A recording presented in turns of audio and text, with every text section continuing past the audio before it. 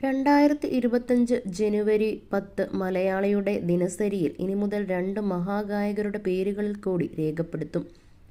മലയാള ചലച്ചിത്ര ഗാനങ്ങളുടെ മധുചന്ദ്രികയായ പി. ജയചന്ദ്രൻ മണ്ണിൽ ലയിച്ച ദിനം.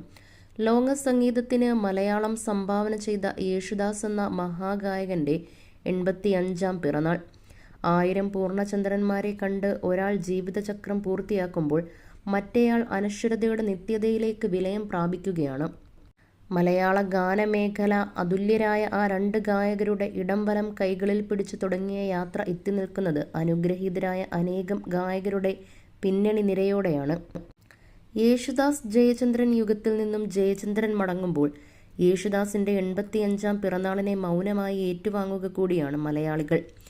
യേശുദാസ് എന്ന മഹാഗാന വിസ്മയത്തെക്കുറിച്ച് രവി മേനോൻ.